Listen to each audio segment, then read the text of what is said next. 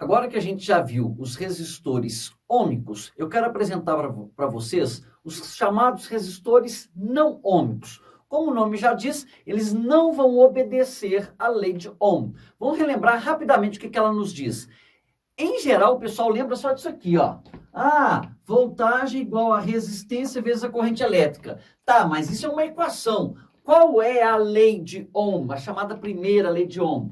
Essa resistência elétrica, ela vai ter um valor que é constante. E aí, o gráfico voltagem vezes corrente elétrica vai ser uma reta passando pela origem. E a inclinação dessa reta vai me dar o valor da resistência. Quanto mais inclinada for a reta, maior é o valor da resistência elétrica. Outra coisa, voltagem e corrente elétrica tem que ser grandezas diretamente proporcionais. Ou seja, se uma grandeza aumenta, a outra vai aumentar na mesma proporção. Ok, feito isso, o que seria um resistor não ôhmico?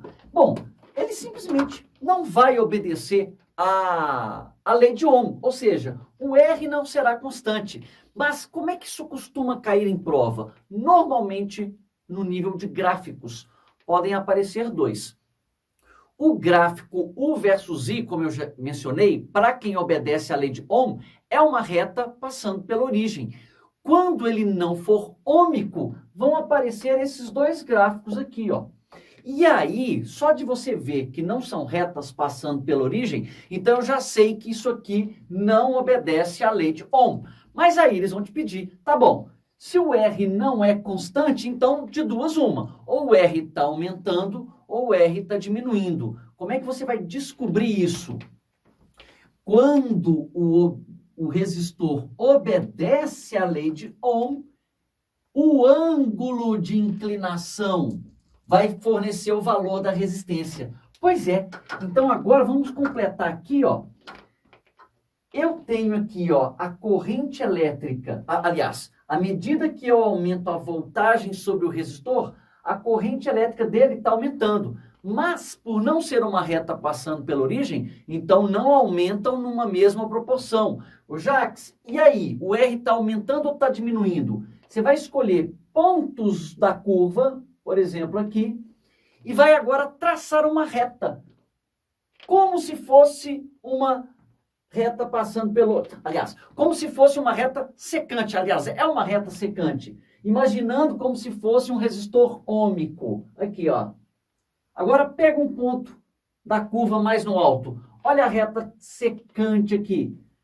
Repare que a reta secante, na hora que ela vai percorrendo a curva, o ângulo de inclinação da reta está aumentando. Ou seja, quando a inclinação da reta aumenta, o R aumenta. Você tem que estar lembrando desse detalhe aqui. O ângulo, a inclinação da reta no gráfico U versus I fornece o R. Como a reta aqui está aumentando, então o R aumenta. Aqui, você pega, por exemplo, nesse ponto aqui. Imagine a reta, então, passando aqui pela origem e tocando nesse ponto. Tem esse ângulo aqui de inclinação. Tá bom. E num outro ponto mais à frente? Aí tá aqui. Olha o ângulo. Daqui para cá, a reta está diminuindo o ângulo de inclinação. Se a inclinação da reta diminui, então o R diminui. Ok. Tem duas frases que a gente considera importante que o aluno deve saber. A primeira eu coloquei aqui, ó. Quando um resistor for metálico, quanto maior for a sua temperatura, maior vai ser a resistência elétrica. Ou seja, mais difícil é passar a corrente elétrica.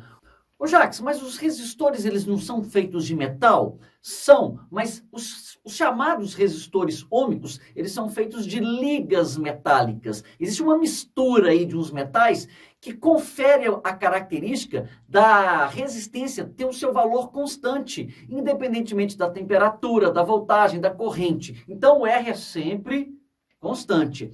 Agora, quando eu tenho um metal só, tipo, lembra das antigas lâmpadas incandescentes?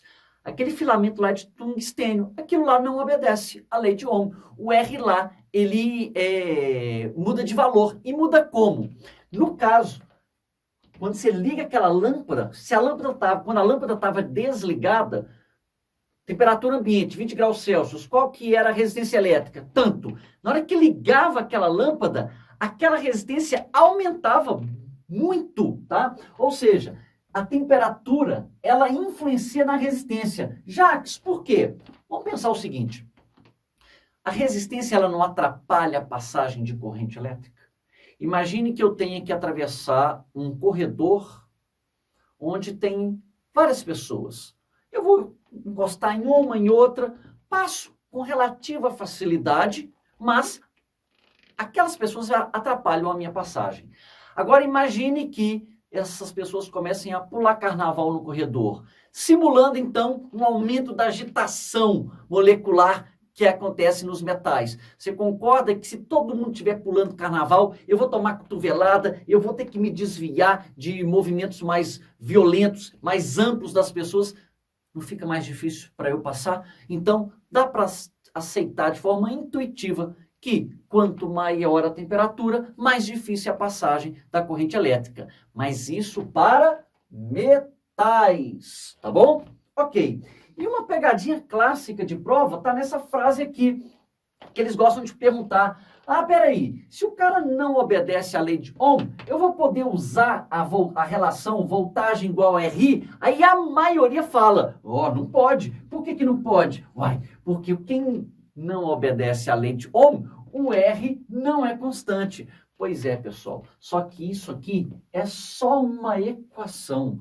A lei de Ohm, ela vai além da equação. A lei de Ohm fala que voltagem igual a RI, ou seja, quando o U aumenta, o I aumenta na mesma proporção e o R nunca vai mudar. Agora, e se eu usar esse cara para quem não obedece à lei de Ohm? Eu posso usar? Sim, ela vai permanecer válida. Só que para cada ponto que você calcular, o R vai dar um valor diferente. Aí eu coloquei um exemplo aqui para a gente anotar. Você já bate o olho aqui, você já sabe. Ó, eu estou vendo que a inclinação da reta secante aqui vai estar diminuindo. Essa é uma resistência que diminui. E algumas provas pode pedir: calcule a resistência no ponto A e no ponto B. Ora, então, simplesmente, voltagem igual a RA vezes I. No ponto A, a voltagem é de 10. A resistência eu quero descobrir e a corrente que passa é de 2 amperes. Eu tenho que a resistência em A vale 5 ohms.